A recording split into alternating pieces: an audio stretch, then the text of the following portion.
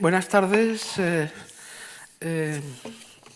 Agradezco a la Fundación Juan Marc la invitación a colaborar en este ciclo de conferencias dedicado a las ciudades de la antigüedad. Yo sé que han visto hasta ahora ciudades espectaculares, monumentales, Cádiz, ciudades del África romana, etc. Lo mío va a ser bastante más modesto. Nos vamos a una época, el 900 a 600 antes de Cristo, a la época prerromana.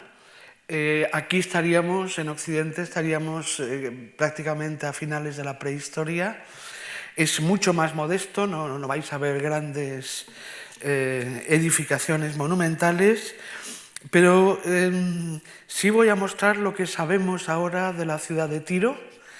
Es decir, la Tiro colonial, la que fundó Cartago, la que fundó Ibiza, la que fundó las colonias de Palermo, por ejemplo, de Cagliari, etc., Málaga también. Se trata del primer imperio colonial en el Mediterráneo, la primera experiencia colonial conocida. Tiro descubre Occidente por primera vez y abrirá una serie de rutas navales, de comercio, etcétera, que aprovecharán después los griegos, el mundo romano, el mundo bizantino, el mundo medieval. Es decir, en esto, la iniciativa de Tiro fue una aventura sin precedentes y hasta ahora, hasta hace unos pocos años, de esa experiencia colonial, es decir, fundó muchas colonias, sobre todo en el extremo occidental del Mediterráneo. De esta experiencia colonial conocíamos mucho mejor las colonias que la metrópoli.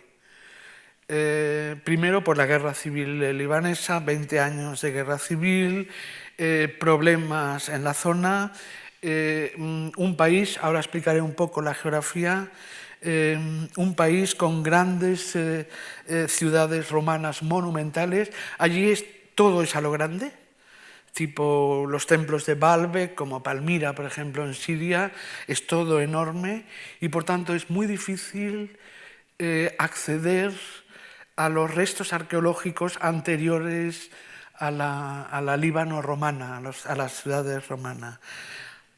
Ha costado mucho, sigue costando mucho, y solo de la ciudad de Tiro, ya lo aventuro desde el principio, de la ciudad de Tiro empezamos a tener datos.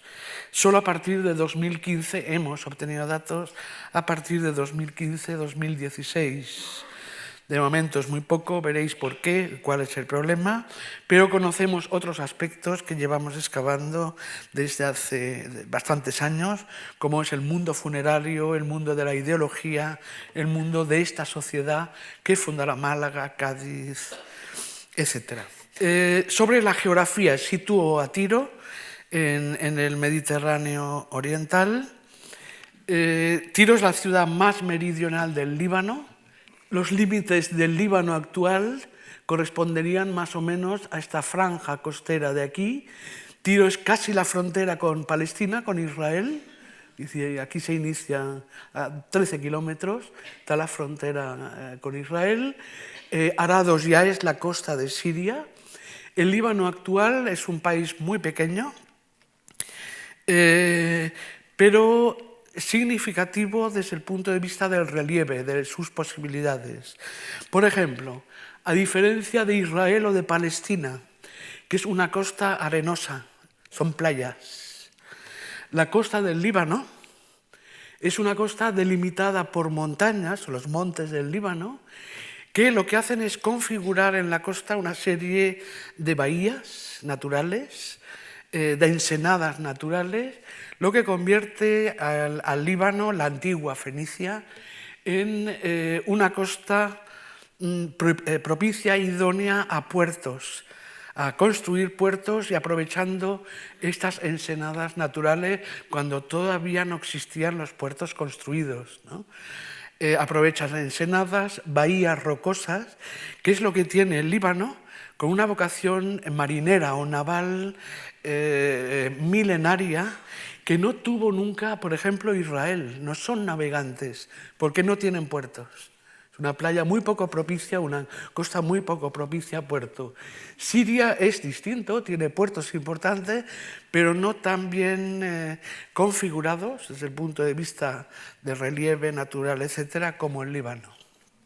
Por tanto, primera característica, es una costa idónea para puertos, es una costa para convertir a su población o hacer de su población un mundo con vocación naval, vocación marinera, que es lo que fue siempre y lo sigue siendo hoy. Son puertos, por ejemplo, Beirut, la capital, o la misma Tiro, ahora veremos, son puertos que han ejercido siempre de lugares de tránsito en las rutas transversales entre el interior, y esto habrá que tenerlo en cuenta, a la derecha de este mapa, el Éufrates ya es Mesopotamia, y el Mediterráneo. Son lugares de tránsito, lo han sido y lo siguen siendo hoy todavía, entre el interior de Asia y el Mediterráneo. Fenicia, que más o menos sus límites coinciden más o menos con los del actual Líbano, no se llamó así en la antigüedad. Fenicia lo denominaron así los griegos, pero el auténtico nombre del territorio es el de Canaán. Fueron los cananeos, vecinos y no siempre bien vistos por Israel, sobre todo sus profetas, ¿no? Son paganos, los cananeos, frente al monoteísmo de Israel. Por tanto, es un país idóneo para puertos, idóneos para la actividad naval y sobre todo un territorio muy, muy bien comunicado a través de pasos transversales, a través de las montañas del Líbano, con Mesopotamia, bueno, esto no es Mesopotamia, estaría por aquí, bien comunicado a través de Chipre con Asia Menor, con Turquía, y a través de una corriente marina favorable, bien comunicado el antiguo Canaán con el delta del Nilo, es decir, el mundo faraónico.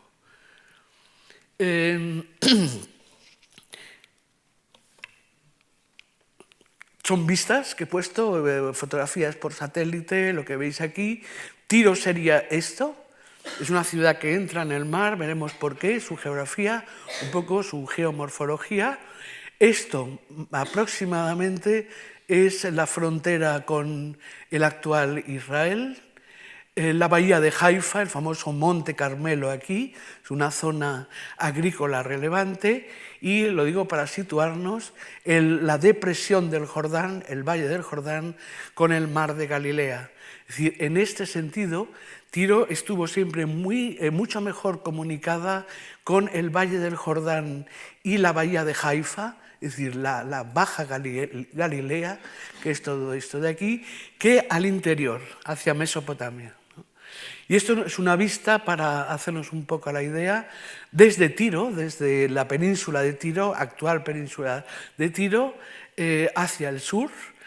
Tiro está a 13 kilómetros de la frontera con Israel y esto que ven aquí ustedes ya son las montañas de Galilea. Al otro lado está ya Israel y Galilea, uno de los territorios agrícolas en la antigüedad más ricos conocidos, ¿no? Con más potencial agrícola. Sobre la disposición de las ciudades, sigo en el marco de una brevísima, espero, introducción. Lo que decía antes, lo que comentaba antes, los grandes puertos de la antigua Canaán, son las fronteras actuales del Líbano, los antiguos puertos de Canaán como Biblos, muy famosa, Beirut, que ahora estamos conociendo, la Beirut prerromana, la Beirut fenicia, Sidón, por ejemplo, Tiro, en el extremo meridional. Casi todas estas ciudades portuarias que antes he mencionado, puertos de tránsito entre el Mediterráneo y Oriente, los más famosos fueron Biblos y Beirut, también Sidón.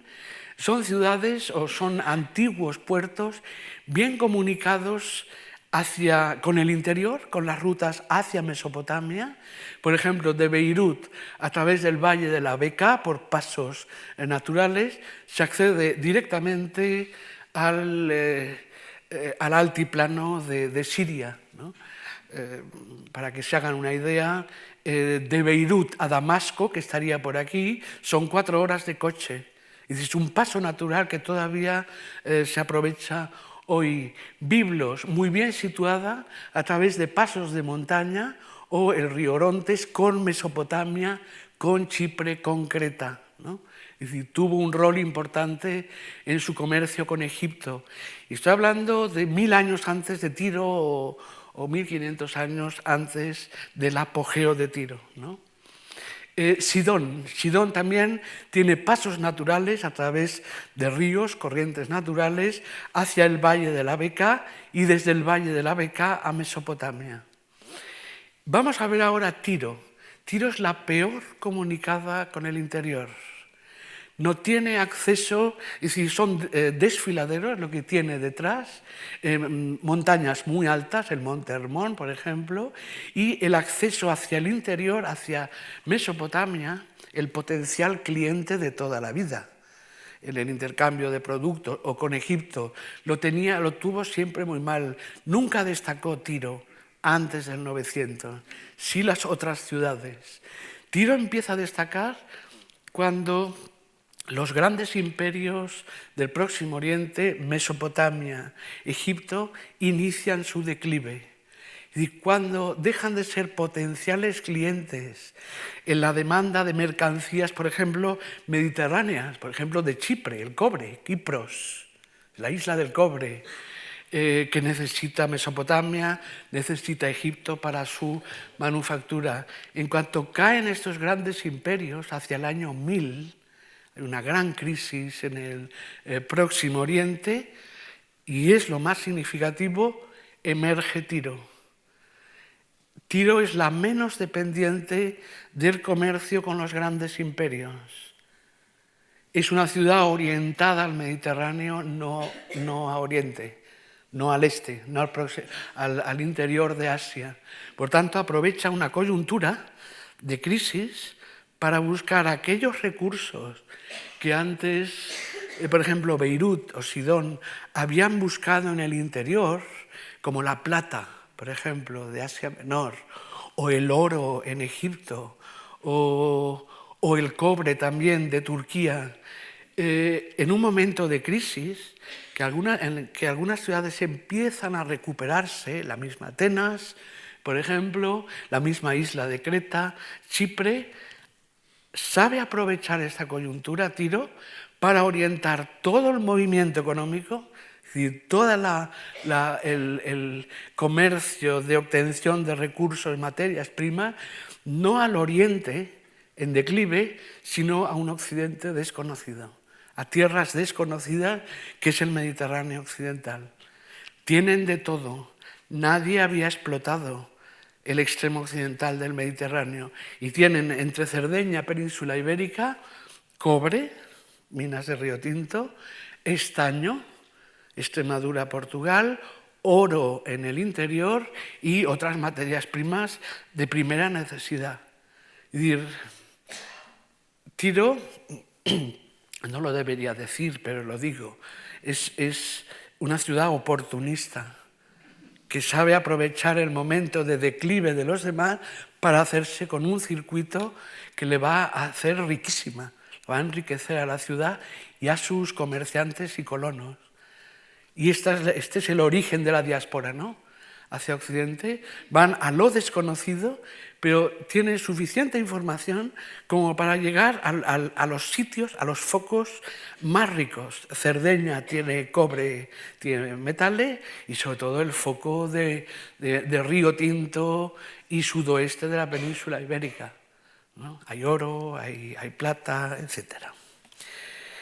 Bueno, he puesto unas fotografías de lo que fueron las antecesoras de Tiro, que se enriquecieron gracias al auge del Próximo Oriente, Mesopotamia y Egipto, y esto es Sidón, esto es Beirut, Y por último, Tiro, la menos importante desde el punto de vista del comercio con el interior, sobre todo con el Egipto faraónico, que despega en estos momentos.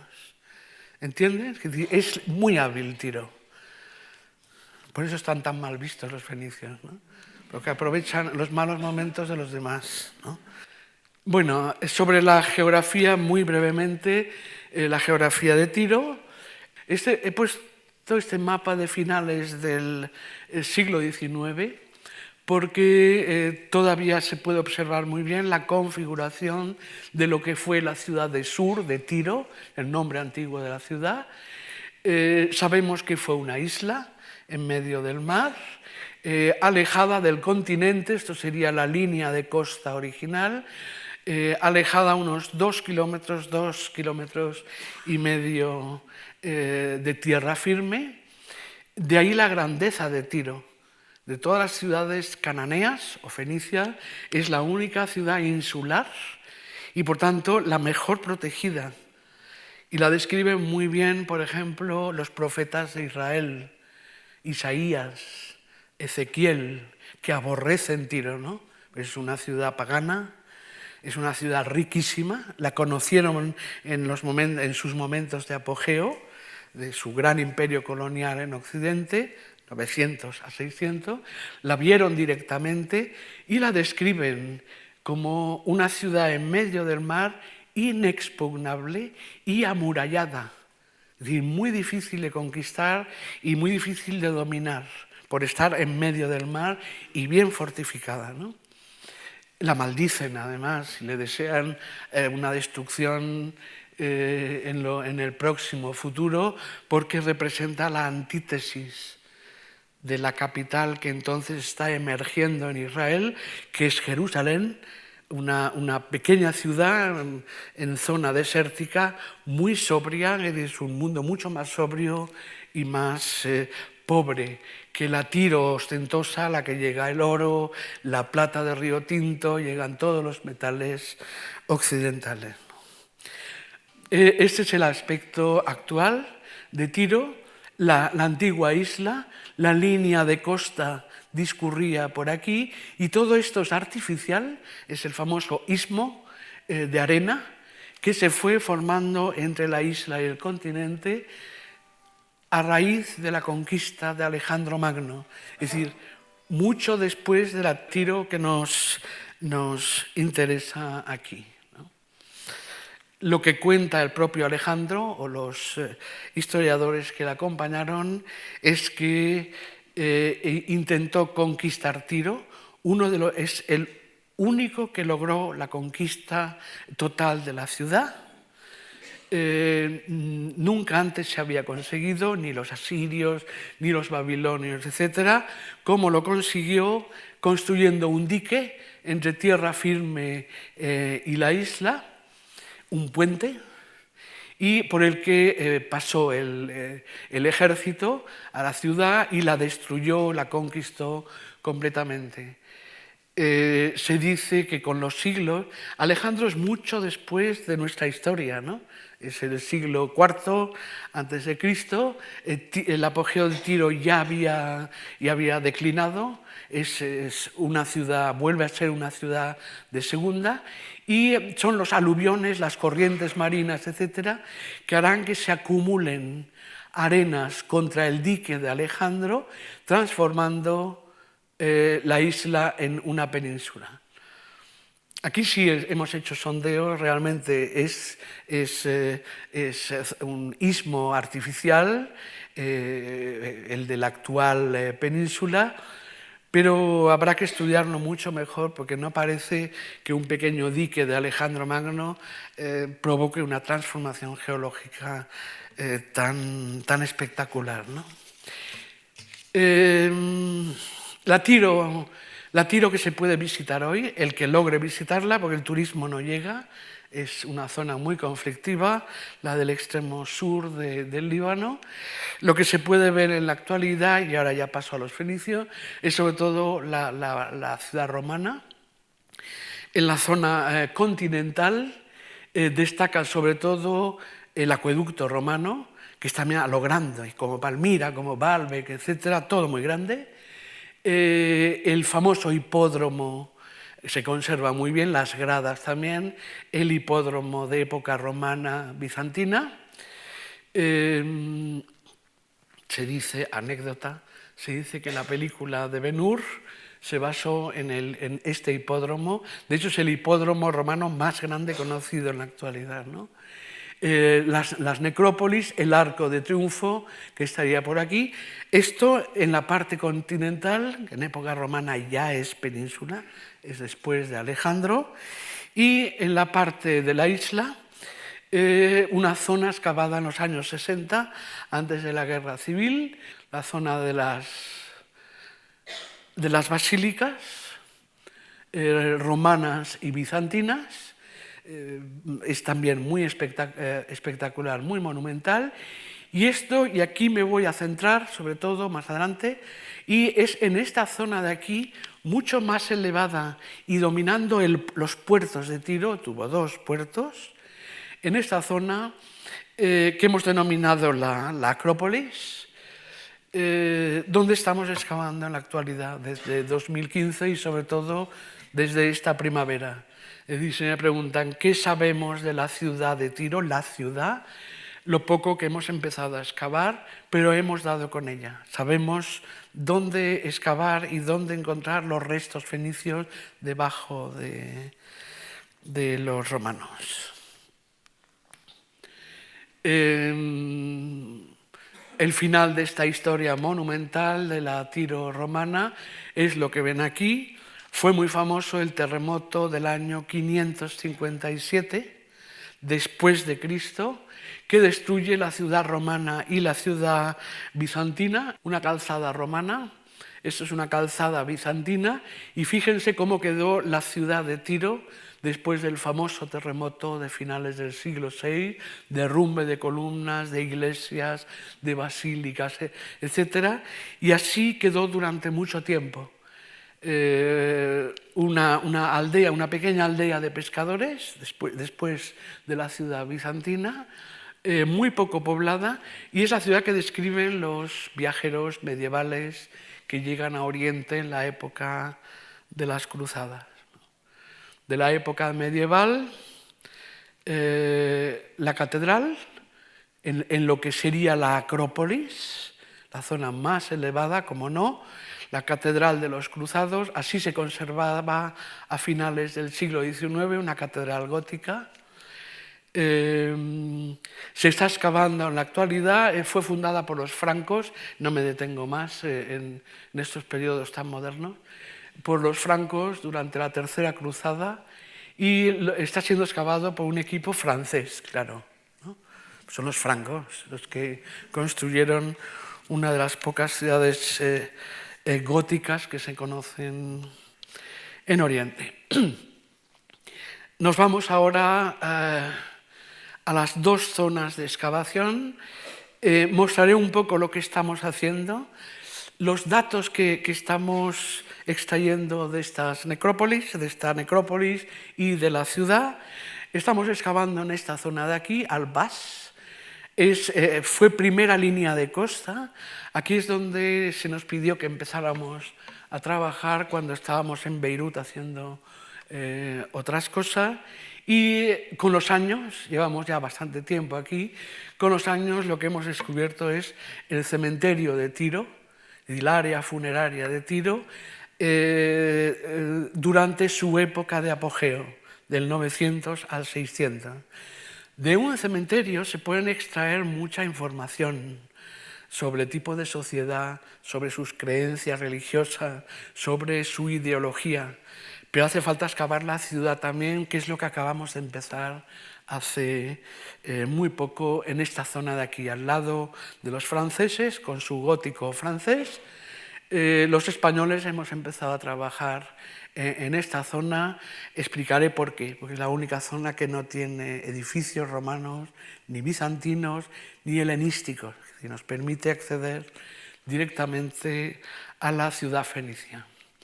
La necrópolis, en pocas palabras, no voy a describirla, es evidencia muy arqueológica.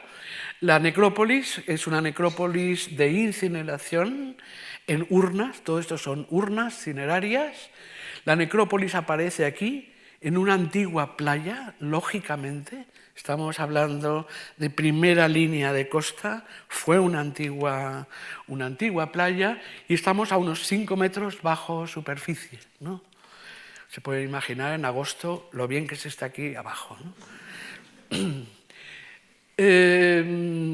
Son ya muchos años, llevamos prácticamente más de 400 urnas de incineración identificadas y voy a lo más relevante.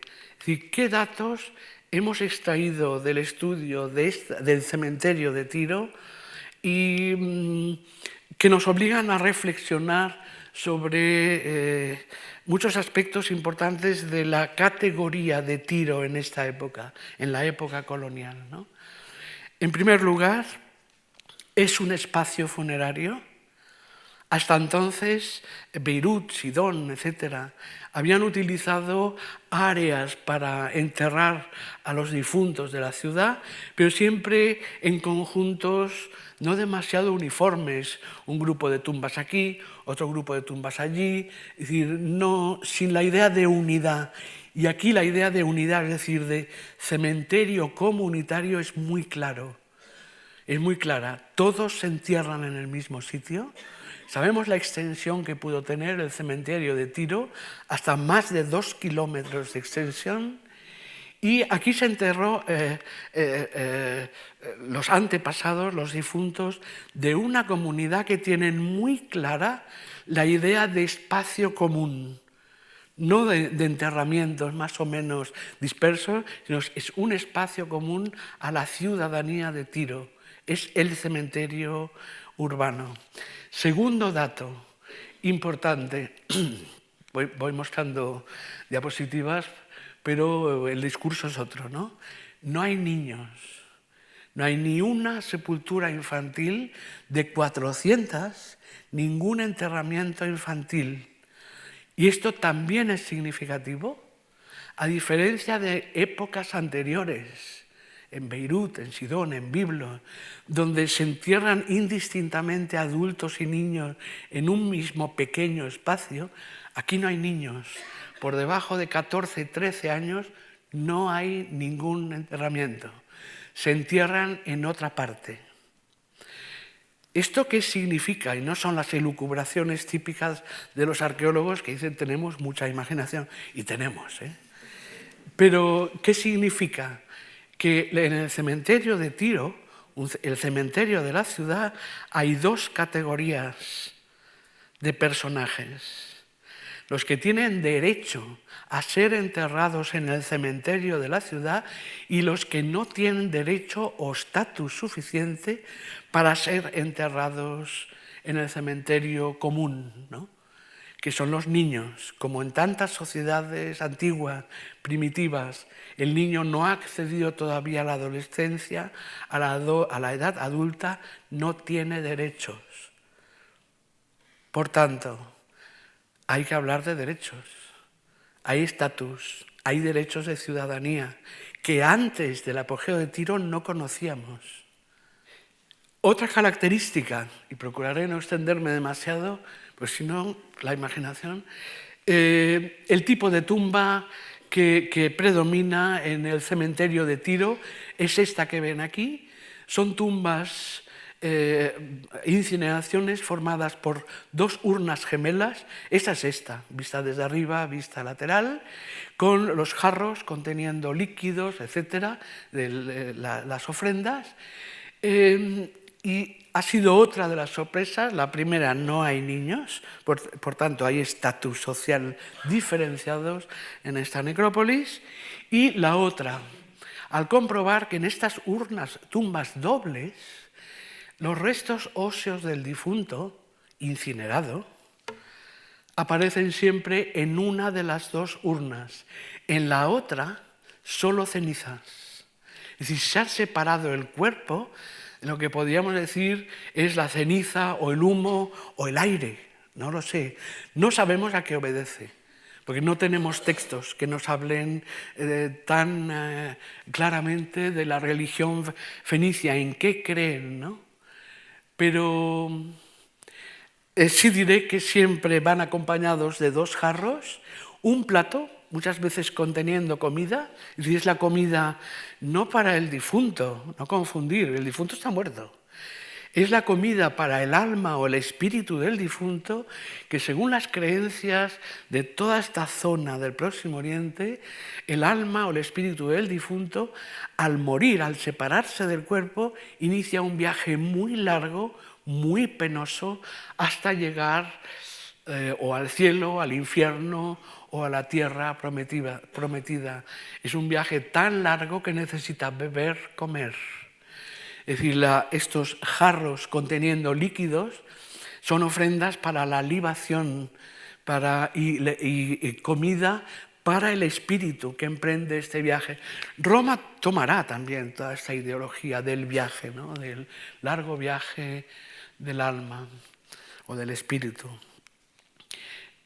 Aquí tienen el tipo de urna, los jarros. Explicaré también otra anécdota. Aquí nos vino una vez la televisión libanesa. No hay mucha gente excavando en el Líbano por miedo, tampoco hay para tanto, pero bueno, para tanto miedo. Y nos vino la televisión libanesa, nos filmó ahí excavando, trabajando, etc. Y preguntaron qué pasa con estas 2 urnas gemelas. No es fácil explicarlo, ¿no? ¿Cómo le explicas a un señor que está filmando que en una de las sepulturas hay huesos y en la otra nada? O simplemente cenizas, ¿no? Y no lo entendieron, claro. Volvieron a preguntar, ¿qué pasa? Y todos disimulábamos porque no sabíamos muy bien cómo explicarlo. Y al final, ya hartos y deseando que se marcharan, yo les dije, mire, háganse la idea de que una de las urnas es el cuerpo y la otra es el alma. Ya está. Y al día siguiente salimos en toda la prensa libanesa, primera página, los españoles han descubierto el alma de los fenicios. Desde entonces, cuando vemos la televisión, nos escondemos detrás de los pocos árboles que hay por allí. Bueno, este es el material, los 2 jarros que siempre acompañan a estas dobles urnas son estos, es una cerámica que conocemos muy bien en las colonias, en la costa de Málaga, en la zona de Cádiz, etc. Se ha analizado un poco residuos para ver qué contenían y si sabemos que esta, con el pico verteder para verter, contenía vino seguramente de calidad, y esta posiblemente aceite o algún bálsamo o miel. No queda claro. Hay restos de miel en alguna, hay restos de aceite en otras. ¿Qué había en el interior de las urnas? Paso rápidamente. También a tener en cuenta, en la parte superior de las urnas, siempre el amuleto. Si se depositaba al final de enterrar los huesos en la urna que contiene los huesos, el amuleto en la parte de arriba, que siempre un escarabeo, está aquí, y siempre en el centro, es el amuleto de la suerte, se le desea suerte al difunto en el más allá. Ejemplos de estos amuletos, de estos escarabeos, alguno de cornalina, hay algunos de lujo, otros muy antiguos, este es egipcio del siglo XV a.C., es una antigüedad, piezas de oro, etc., dentro de las urnas. Objetos religiosos también, máscaras funerarias, muy típico del mundo fenicio, estas de tamaño natural, la figura de una divinidad, seguramente el dios de los fenicios. Y terminando un poco con la necrópolis, otro aspecto significativo es a tener en cuenta, no hay niños, hay un doble enterramiento, cuerpo, cenizas, una ideología que subyace en todo esto muy parecida a la de todo el levante mediterráneo. Y otra novedad que depara este cementerio es el conjunto de urnas.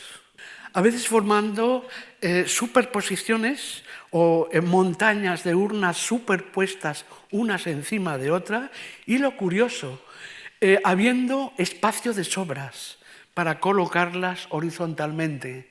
Es decir, hay una intencionalidad en superponer unas encima de otras. Aquí, por ejemplo, lo mismo, aquí había espacio de sobra, pero se concentran todas en un mismo espacio y además horizontalmente y verticalmente. Es decir, dura tiempo, se van superponiendo a lo largo de varias generaciones en un mismo sitio. Esto solo puede significar que son grupos familiares o grupos de parentesco. Es decir, a veces hemos localizado las muescas de una fosa colectiva conteniendo estos panteones familiares o estos grupos familiares a lo largo de 200, 300 años, ¿no? Según hemos podido fechar. Hay familias, por tanto, hay linajes que tienen el privilegio de, o el estatus o el derecho a enterrarse en una misma zona. Seguramente son familias destacadas de la comunidad de Tiro, y quizá lo más interesante es que muchas de estos grupos familiares, aquí es el principio de la excavación de uno de ellos, sigue hacia abajo, es que algunos de estos grupos llevan una marca, una estela de piedra inscrita. Y aquí voy, no por describir hallazgos, sino por intentar entresacar datos para entender esta sociedad, ¿no?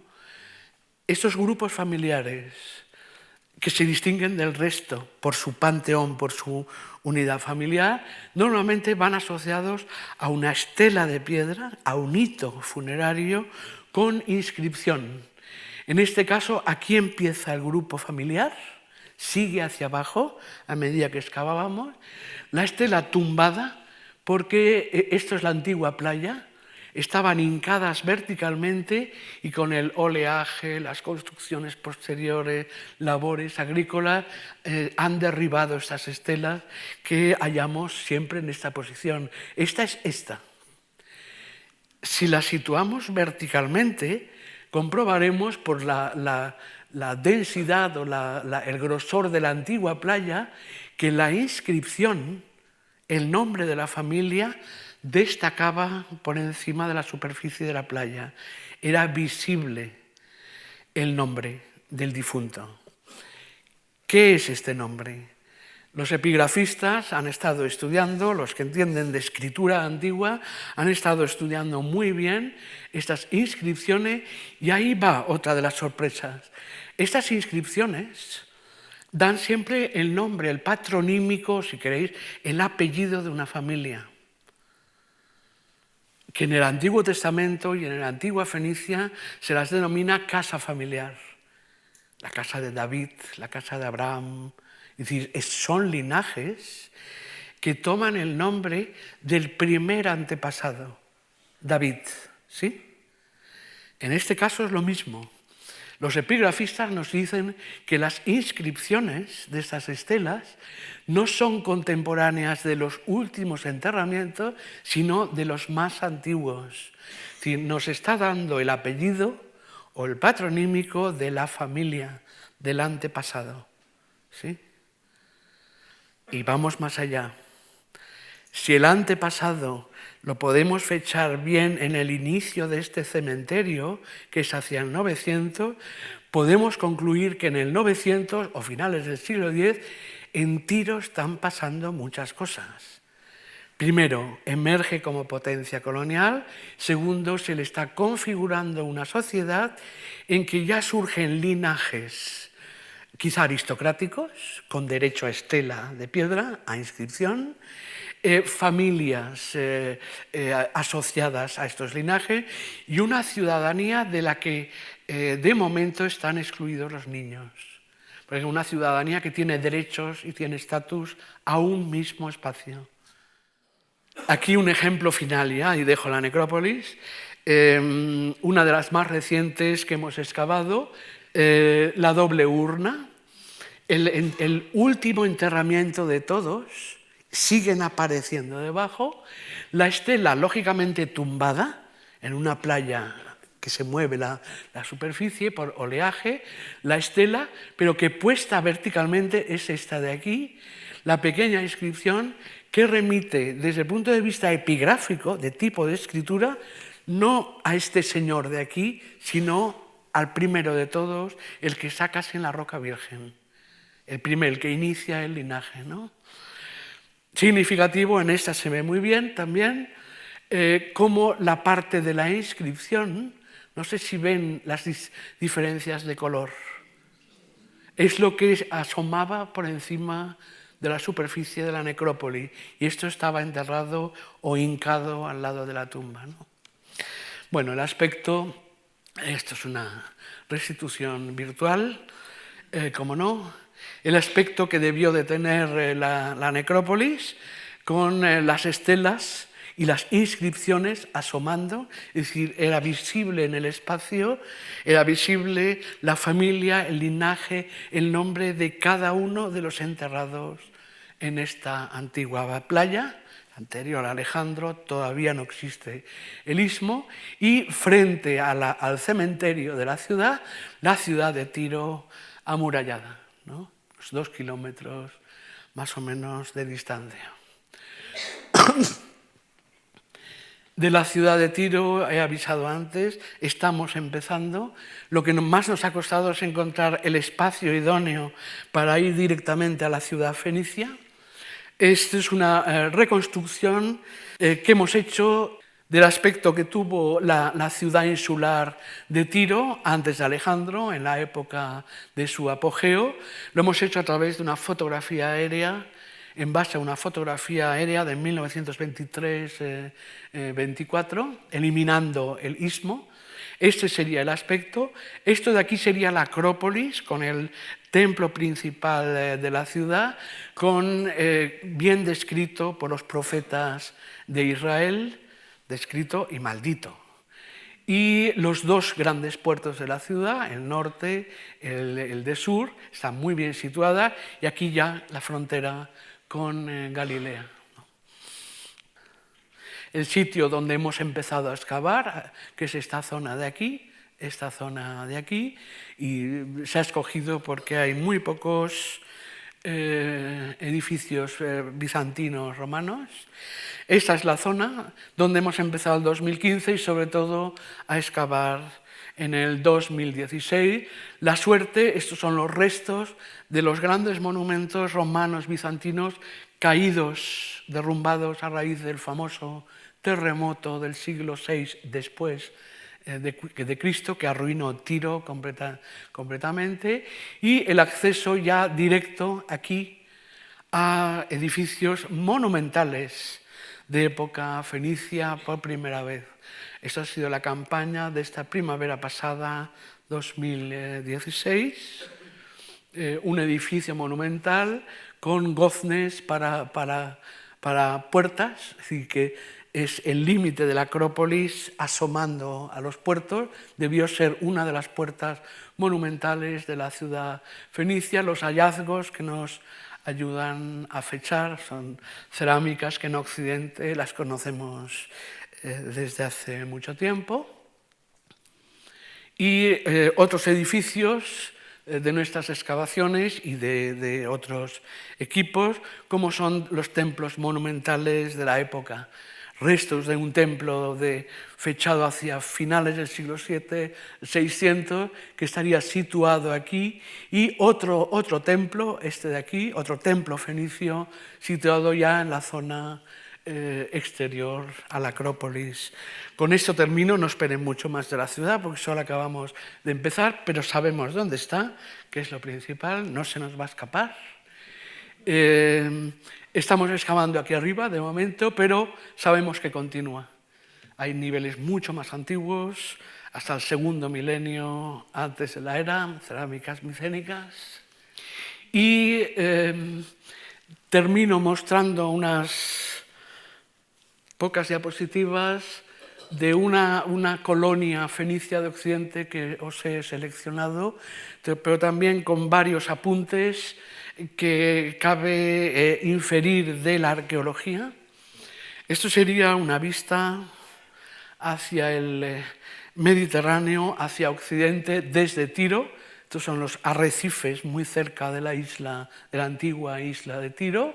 Es la vista que debieron de tener los navegantes que emprendieron esta aventura o que se aventuraron a un mar totalmente desconocido. La representación de una nave fenicia en una moneda, se pueden recomponer la escena de la nave encima del charco de agua. Esto sería un poco la cartografía de la diáspora inicial de la ciudad de Tiro. Fue la principal ciudad en fundar colonias, de las otras sabemos muy poco. Sin duda Beirut o Biblos no participan en esta empresa, Sidón posiblemente sí, pero es Tiro la que lleva la iniciativa. Aquí tienen ustedes las colonias más antiguas, finales del siglo IX, hacia el 800, en pleno apogeo de Tiro, Cádiz, por supuesto, Morro de Mezquitilla, en la costa de Málaga, Cartago, Útica, son las más viejas, de momento localizadas, y este mapa, ya sin nombres, sin nombres del lugar, hacia más o menos 750-700, el momento del apogeo colonial de Tiro. Todo el sur de la península ibérica, parte del Marruecos Atlántico, Ibiza, todo el centro-sur de la isla de Cerdeña, la bahía de Túnez y el oeste de Sicilia. Todo esto serán colonias fenicias. Voy a mostrar solo una, en la bahía de Málaga.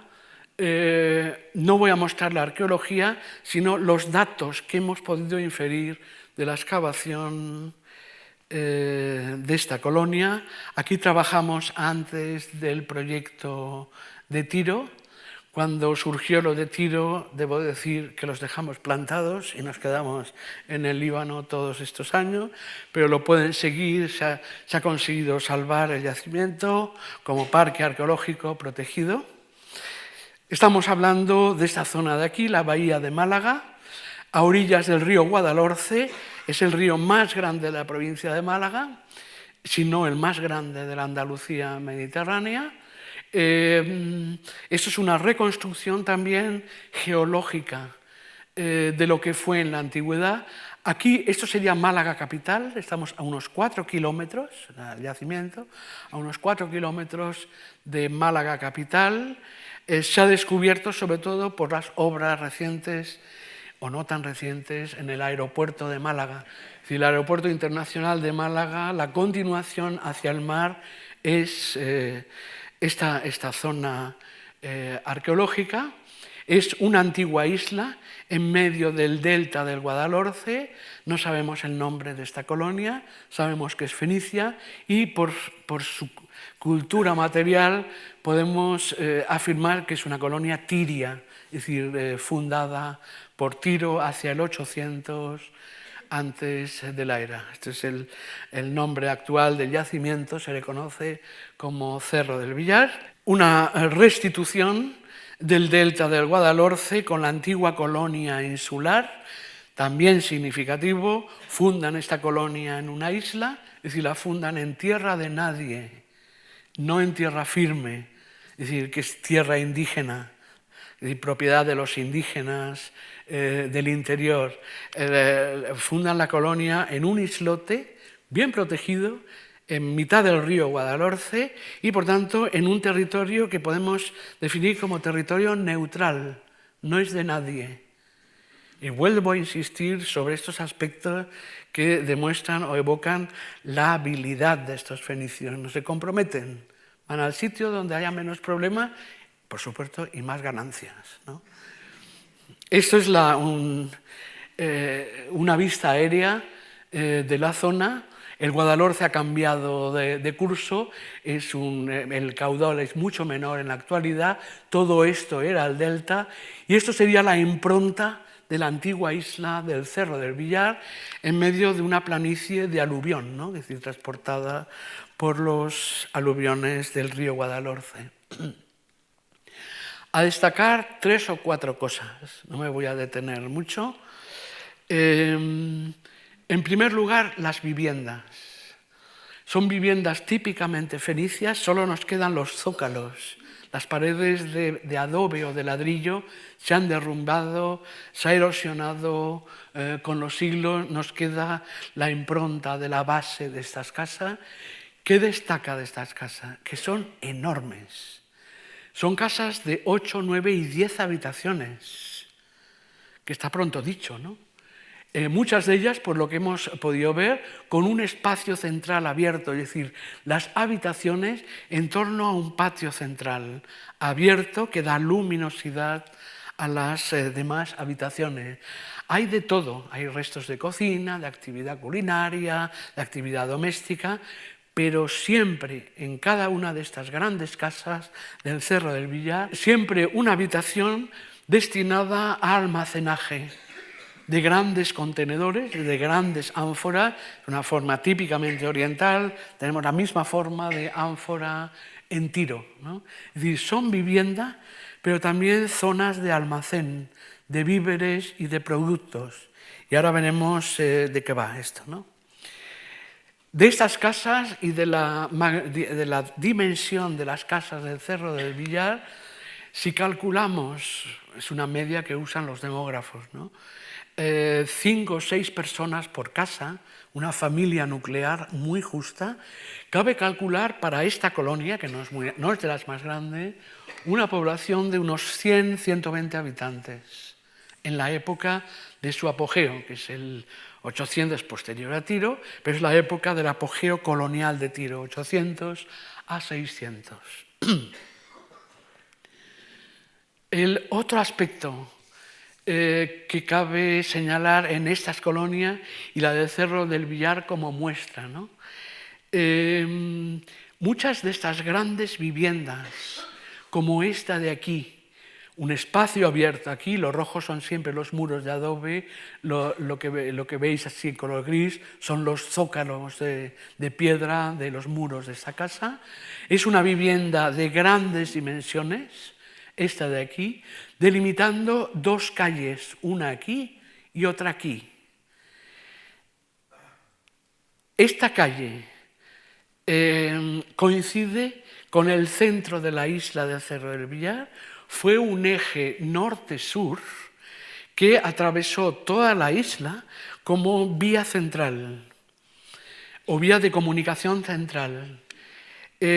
Aquí los restos que se han podido examinar hablan de un lugar de tránsito muy intenso, entre ellos un tránsito de animales, que para una isla, tránsito de animales o de ganado, también de personas.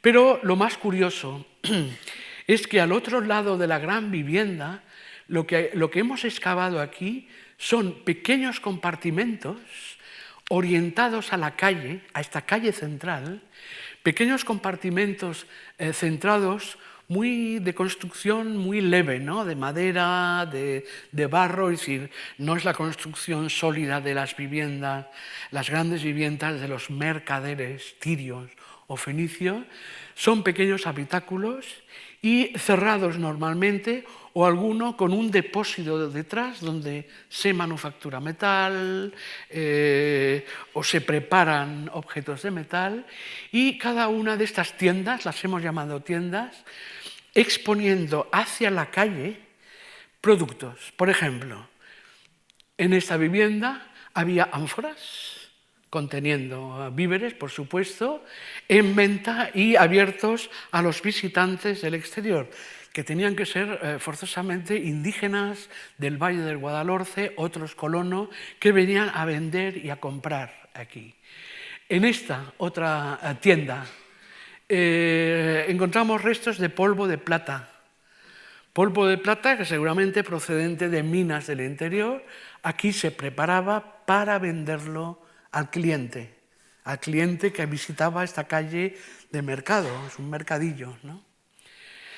Esa sería la restitución a escala de esta calle de mercado, esta de aquí, una de las grandes viviendas aquí y las pequeñas tiendecitas que recuerdan, evocan los zocos orientales, ¿no? En la actualidad, el famoso zoco, el desgraciado zoco de Alepo, por ejemplo, ¿no? Y se nos dirá, los arqueólogos siempre se detienen ahora en las piececitas pequeñas y sin importancia. Pues sí, lo voy a hacer. Me detengo en estas piezas de aquí. Son 3 pequeñas pesas de plomo. Responden a una unidad de peso. Es decir, la más grande con la inscripción es una unidad de peso oriental. Lo demás son múltiplos y submúltiplos de esta unidad. Me dirán, pues qué bien, ¿no? Me explico, si hay pesas de plomo, significa que se está pesando además pequeñas cantidades, porque la unidad, el shekel, ciclo, la unidad más grande son 7,5 gramos, ¿no? Que es una unidad oriental muy conocida. Es decir, un referente oriental en Oriente muy conocido. Las otras 2 son 3 gramos y submúltiplos. Si existen estas pesas, significa que se está pesando productos. No productos pesados, sino pequeños productos como puede ser polvo de plata, como puede ser un pequeño grupo conjunto de cereales o de grano, o uva, por ejemplo, pero se está pesando materiales, se están pesando productos posiblemente agrícolas o materias primas. Si se está pesando, si se sirven pesas, quiere decir que hay balanzas. Y hay balanzas en esta época, se ha encontrado, no aquí, en otros sitios del Mediterráneo oriental. Y me atrevo a ir un poco más allá. Si se está pesando, por ejemplo, polvo de plata, para darle un valor a la hora de venderlo o comprarlo, se está comparando con el valor, por ejemplo, de 1 kilo de trigo. Pongamos que 3 gramos de plata equivalen en valor a 1 kilo de trigo, ¿no? En una transacción. La plata vale mucho más porque es muy escasa. El trigo vale mucho menos porque abunda en el interior. Y aquí los fenicios sí que debieron obtener unas ganancias impresionantes, ¿no? Con sus precios en Occidente, ¿no? Por tanto, se pesa plata, se le otorga un valor a la plata para establecer una equivalencia, por ejemplo, con 1 kilo de trigo o con 1 kilo de uva. Es la típica transacción de comprador-vendedor, los que vienen a comprar, los que atienden a los compradores del exterior. Si se están otorgando valores y medidas a los productos, significa que al pesar plata o al pesar trigo a cambio en la balanza, al pesar se está otorgando ya un precio. Ya hay precios. En fenicio, pesar y dar precio o valorar en precio es la misma palabra. ¿Qué significa o dónde quiero ir a parar? Significa que aquí hay mercaderes que saben de pesas, de medidas, de valores y de equivalencias con productos occidentales. Seguramente engañaron todo lo que pudieron, eso es seguro, ¿no? Pero están introduciendo en Occidente un sistema de valores y de precios desconocido en una sociedad indígena que de esto no sabe ni practica todavía, ¿no? No es un sistema económico moderno, pero cabe hablar de precios entre comillas, ¿no? Y aquí posiblemente estuvo uno de los incentivos de la diáspora colonial de Tiro, en ganar, en obtener muchas más ganancias, muchos más beneficios de las que obtenían en Oriente, con precios mucho más caros para el trigo, para la cebada o para el estaño, para el cobre, ¿no? Aquí ellos establecen precios, con sus pesas de plomo tramposas y sus balanzas, ¿no? Posiblemente. Voy terminando ya. Otro aspecto es importante, es decir, lo de las pesas, y han pasado siempre desapercibidas en los yacimientos, porque son de plomo y el plomo se confunde mucho con la tierra, ¿no? No es un objeto de cobre o de hierro que lo ves, lo distingues inmediatamente. El plomo no es fácil de identificar. Bueno, ¿qué productos están importando? Esto es otro sector de la excavación. Aceite de calidad. ¿Por qué? ¿Cómo lo sabemos? Porque esto es una ánfora ática de Atenas, que sabemos por los textos en Atenas y por las inscripciones en algunas de ellas, que solo servía para transportar el aceite de más calidad del Ática. Es decir, que al Cerro del Villar, a la colonia de Guadalhorce, no solo están llegando productos agrícolas del interior, del mundo indígena, sino también elementos exóticos que seguramente la colonia redistribuye hacia clientes, digamos, más exigentes, no sabemos, ¿no? Pero hay importaciones también. Por último, un sector de la isla ha dado esto que ven aquí, son restos de hornos alfareros. La cúpula de estos hornos, la bóveda de estos hornos, ha desaparecido por erosión, etc. Solo nos quedan las bases, pero lo más interesante, otro dato a tener en cuenta en estas colonias, es la cantidad de cerámica, de alfarería que se llegó a producir aquí. Por los restos de escorias, de desecho, etc., podemos afirmar o hablar de una producción a gran escala, casi a escala industrial. Cientos y cientos de vasijas, como las que tienen aquí, alguna forma tiria típica, unas vasijas, sobre todo grandes contenedores, para transportar productos, ¿no? Última diapositiva del análisis de estas ánforas y de su contenido, de las ánforas producidas en los alfares del Cerro del Villar, en el Guadalhorce. Cabe hablar de una colonia que consiguió establecer o consolidar un circuito comercial muy complejo, una sola colonia. Y todo esto, toda esta costa mediterránea de Andalucía está llena de colonias fenicias. Estamos hablando de una sola. La suerte que tiene es que no tiene edificios romanos ni medievales encima y se ha podido acceder directamente, ¿no? Se conserva muy bien la del Cerro del Villar, hay que decirlo.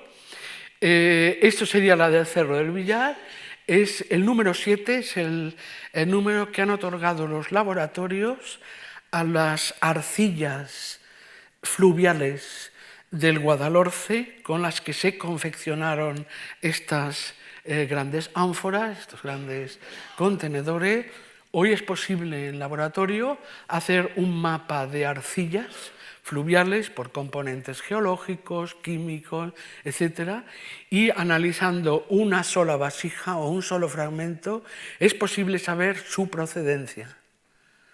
Con esto quiero decir que analizando o conociendo bien, como conocemos ahora, las arcillas que se extrajeron del lecho del Guadalhorce para confeccionar la cerámica en aquellos hornos que han visto antes, sabemos que el Cerro del Villar exportó contenedores al Marruecos Atlántico y en cantidad también, exportó a Cádiz, exportó al estuario del Tajo, a otras colonias de la región de Málaga, y este mapa de hace 2 años se ha quedado viejo porque se han identificado ahora recientemente ánforas hechas en Cerro del Villar, en el sur de Cerdeña y en la isla de Ibiza. Por tanto, el circuito de transporte de mercancías de una sola colonia fue bastante considerable. Decir, y ahora sí termino, que el Cerro del Villar o estas colonias no exportaron ánforas, exportaron su contenido en ánforas localmente fabricadas, ¿no? Y son los análisis de los residuos del interior de estos contenedores. A veces solo queda una mancha, a veces queda el contenido carbonizado. Sabemos lo que transportaban estas ánforas al exterior. Por tanto, Hay un barrio industrial de fabricación de cerámica en apoyo al comercio.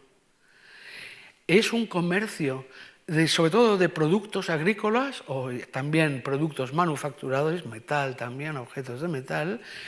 Es un comercio de productos elaborados por otros.